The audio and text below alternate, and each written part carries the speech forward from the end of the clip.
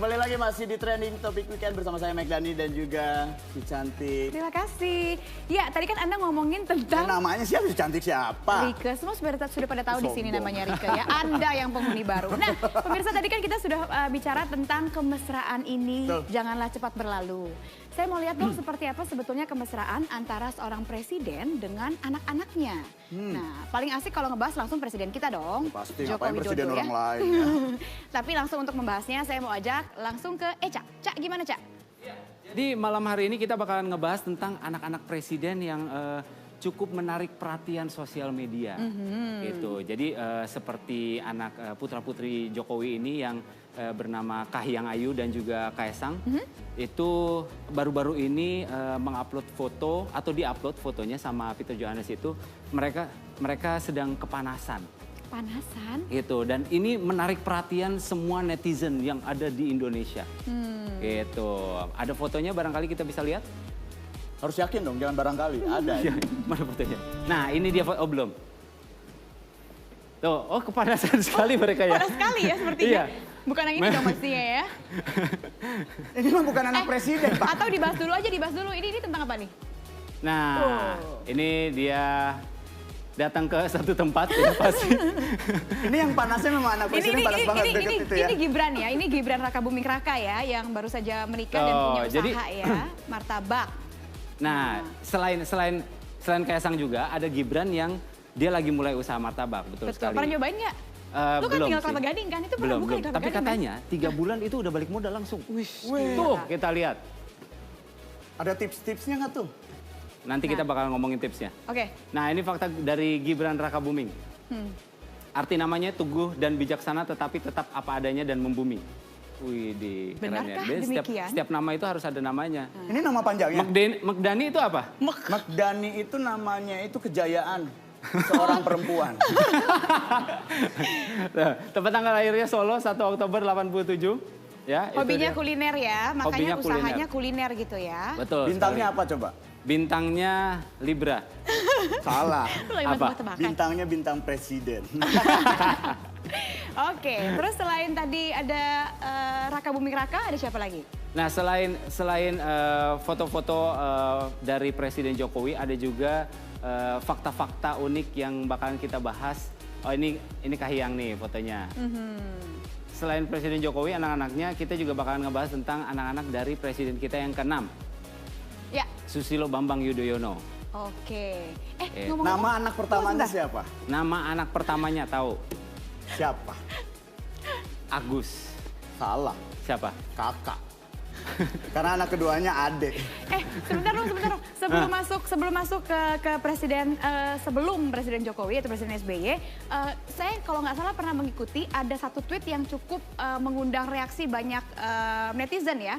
Tweet dari anaknya Jokowi kan tentang komentar terhadap foto Jokowi ketika di Papua tahun baruan. Kayak betul, apa sih? itu jadi waktu pada tanggal 1 Januari itu hari Jumat kalau nggak salah ya, itu Jumatnya Jumat Kliwon.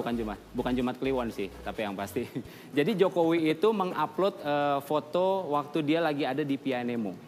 Di Pianemo naik sampai atas, terus abis itu foto dan diupload di Twitter.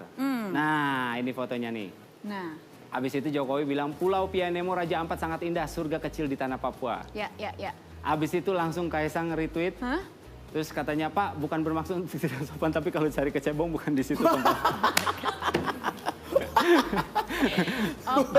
Bapak ketawanya kenceng, Bapak ngerti, Pak? Enggak, justru saya tuh cemburu gitu. Kedekatan anak sama Bapak tuh sedekat itu ya. Sampai terlihat sedikit kurang ajar gitu. Nah, terus di komennya seperti apa nih tanggapan untuk Twitter? Nah, akhirnya Twitter dari Kaesang ini menarik perhatian di netizen itu cukup luas. Sampai akhirnya di-retweet sama Iwan Fals.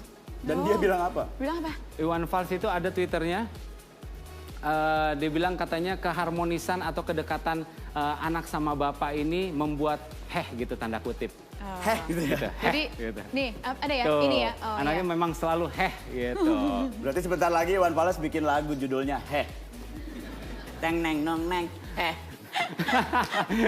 Ya ini arti hehnya silahkan diartikan oleh pemirsa lah ya, kira-kira apa begitu ya. Nah, akhirnya dari fenomena ini, dari isu yang akhirnya keangkat ini, gue membuat video dan menanyakan kepada para YouTubers, kalau kita jadi anak presiden, apa yang bakal kita lakuin? Wih, seru tuh. Coba yuk Kalau kita lihat misalnya yuk. Magdani, apa yang lo lakuin? Kalau saya jadi anak presiden, Udah nggak mungkin ya jadi anak presiden. Ayo. nggak akan ada di sini, nggak akan ada di sini. Kita nanti langsung bersama videonya. Ini ya, dia saya. videonya. Welcome to my first video vlog. Dan kali ini gue gak bakalan panjang lebar, gue langsung straight to the point aja. Gue bakal ngebahas satu hal. Nah sekarang pertanyaannya, kalau lo, gak usah jadi presiden deh. Kalau lo jadi anak presiden, lo pengen ngelakuin apa? Gue udah tanyain ke beberapa teman YouTubers gue dan ini jawaban mereka. Kalau gue jadi anak presiden, gue akan tetapkan satu hari jomblo nasional. Kalau gue jadi anak presiden, gue mau satu sekolah itu tahu kalau gue tuh anak presiden. Setiap pagi gue akan minta bokap gue untuk antar gue ke sekolah naik pesawat kepresidenan. Kalau gue jadi anak presiden, gue akan tebangin semua pohon di Indonesia. Terus gue tanemin bunga deh, karena gue lebih suka bunga. Maafin teman-teman gue. Kalau gue dikasih pertanyaan yang sama, gue bakalan jawab, gue bakal buka usaha martabak. Hah? Udah ada? Martabak manis kan? Oke, gue bikin martabak telur. Gue jualan di sampingnya. Gue jual lebih murah.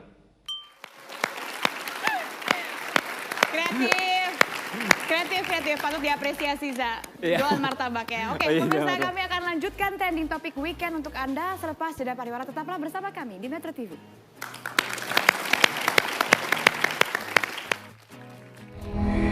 Nothing will stand in our way. I will finish what you started.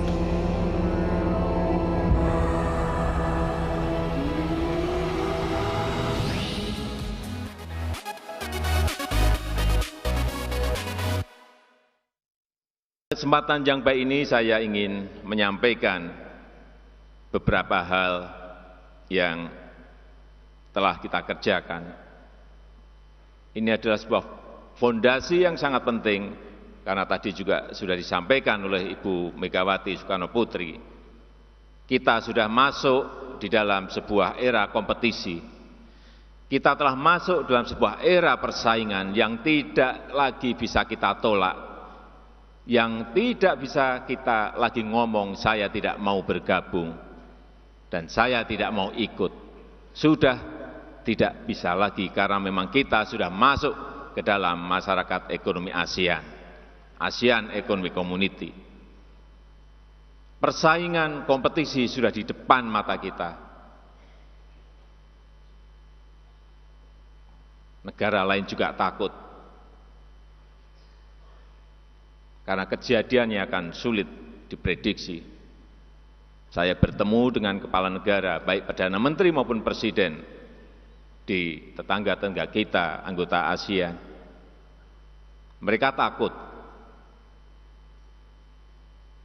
karena produk-produk Indonesia akan membanjiri negara mereka.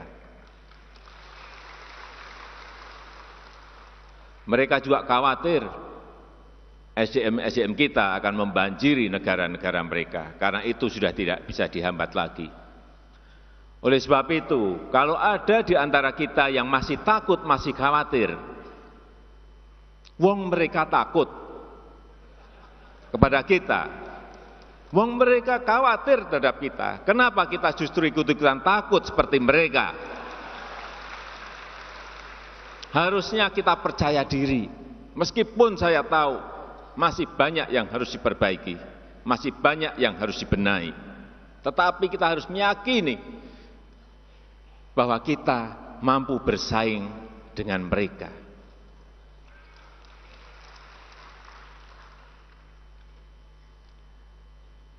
Oleh sebab itu, tidak ada kata lain. Semuanya, kita semuanya dari atas sampai bawah, semuanya dari pusat sampai ke daerah harus kerja keras dalam memperbaiki, dalam membenahi apa yang masih kurang, apa yang harus kita benahi. Terus tadi telah kita dengar bersama-sama pidato politik Ibu Megawati Soekarno Putri. banyak yang telah disampaikan. Dan saya setuju bahwa pembangunan jangka menengah, jangka yang sangat panjang, yang berisi rencana-rencana besar kita, yang berisi cita-cita besar kita, yang berisi mimpi-mimpi besar kita, harus mulai kita pikirkan secara serius. Apa yang akan kita kerjakan 5 tahun mendatang? Apa yang mau kita kerjakan 10 tahun mendatang? Apa yang mau kita kerjakan 25 tahun mendatang?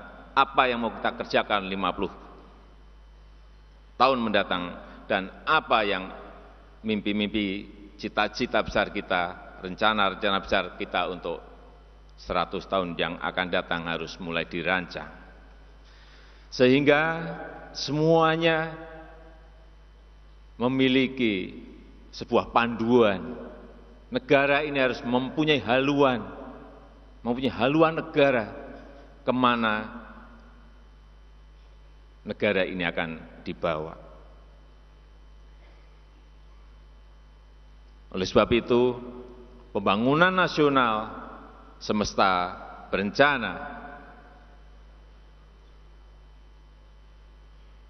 menjadi pekerjaan rumah kita dalam mengarungi pembangunan 5, 10, 25 tahun, 50 tahun, 100 tahun ke depan agar arah kita menjadi jelas.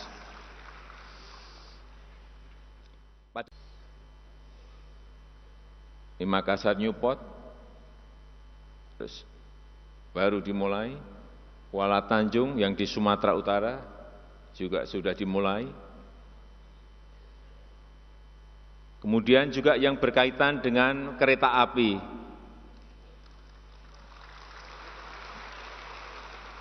Karena yang namanya kapal, yang namanya kereta api itu adalah alat angkutan yang paling murah. Sebab itu di negara manapun yang disiapkan, kalau punya laut ya pelabuhannya. Kalau darat yang disiapkan pasti kereta apinya, karena ini adalah angkutan yang paling murah. Sebab itu 3 bulan yang lalu telah dimulai kereta api Trans Sulawesi.